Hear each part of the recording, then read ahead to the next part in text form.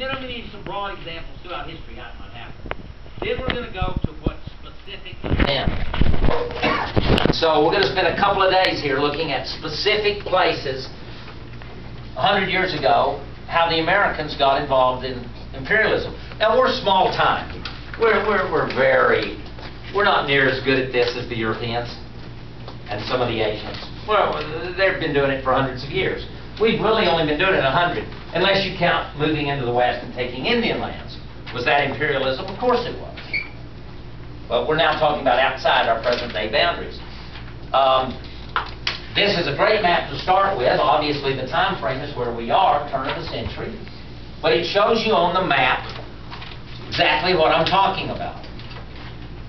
This is the 20th century, when the big-time imperial nations, and this began in the modern age when Columbus and the Spanish came to the New World, have controlled the planet, and it's all going to fall apart in the 20th century. But this is the beginning of the 20th century, and let's look at some examples.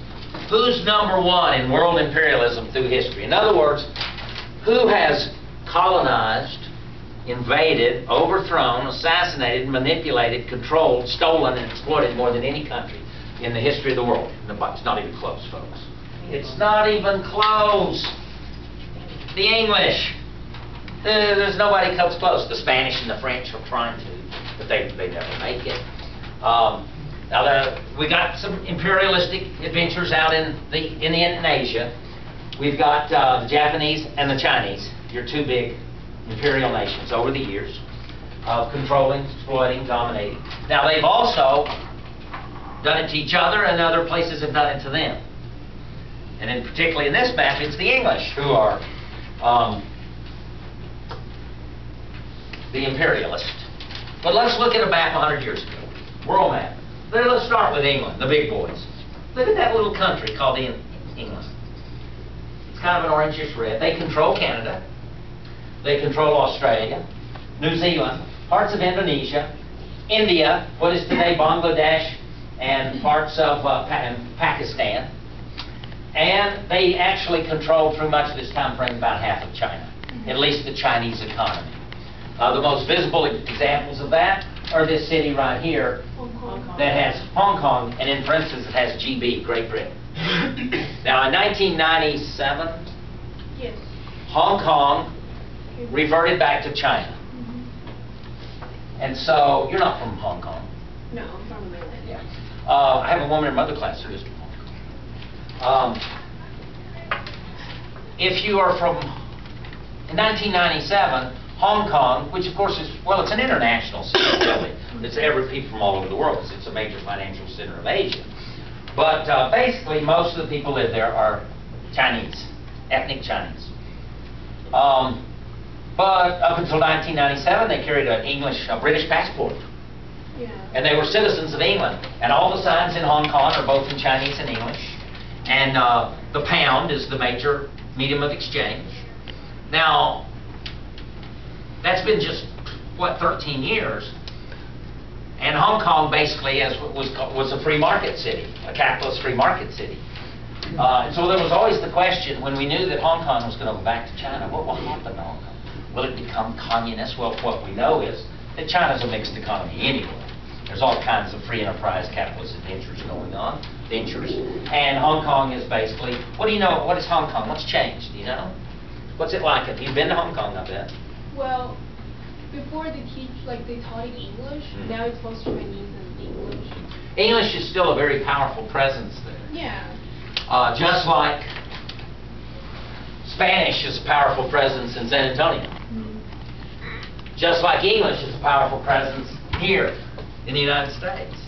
Just like French is a powerful presence up here in parts of Canada. Just like in a place called Ho Chi Minh City and Hanoi, they still have French, a lot of French things.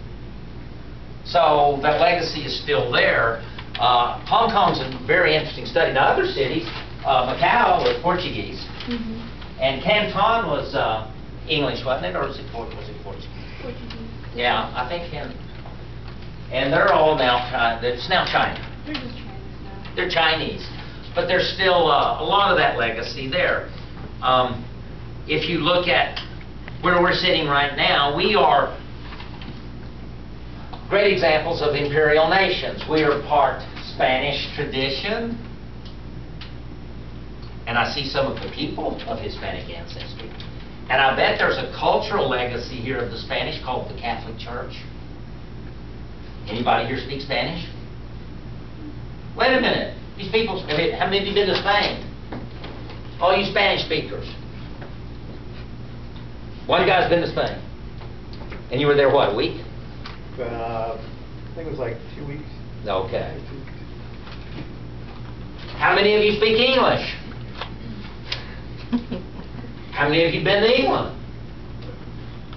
How many of you ever want to go back? Tyler, how long are you going to go? 3 days? Yeah. That's just what I thought. It was fun. I didn't really like England that much. It's muggy, cloudy, foggy. I couldn't understand the language.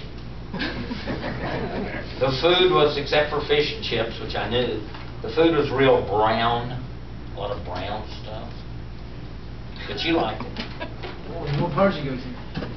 Well, I went to London, then I went up north where my family's from. I went to Wales. Yeah, I didn't go to Wales. I went up to Manchester, Liverpool. You guys know you probably heard of my cousins. McCartney, Harrison, Lennon, Clapton, Sting. You've probably heard of them. Boy George.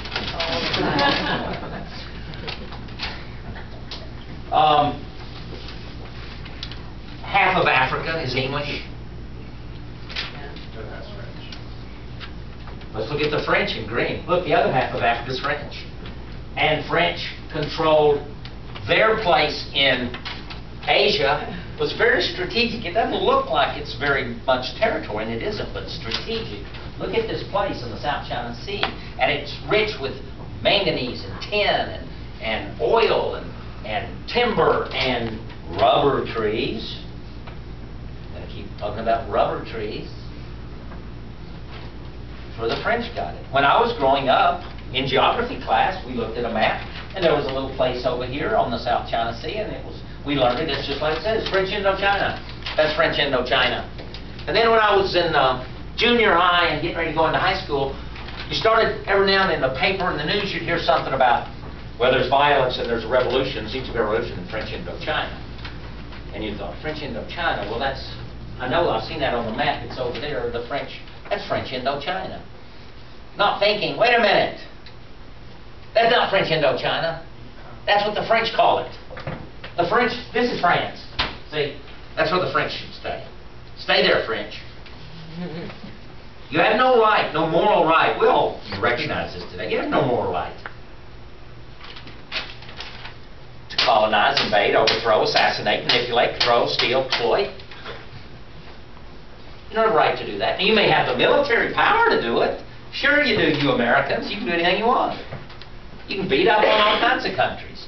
How about next time picking a big, tough country instead of your little wimpy ones you've been fighting?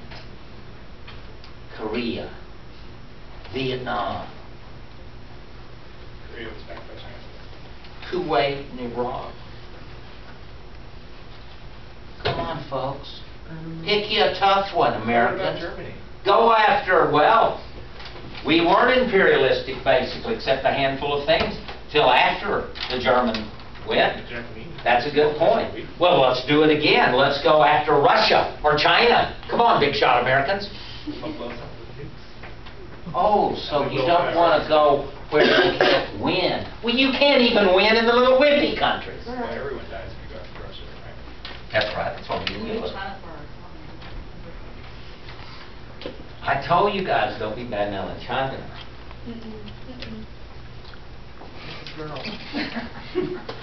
Well, apparently, we're together on this. The rest of you Americans don't want to kiss your sister. I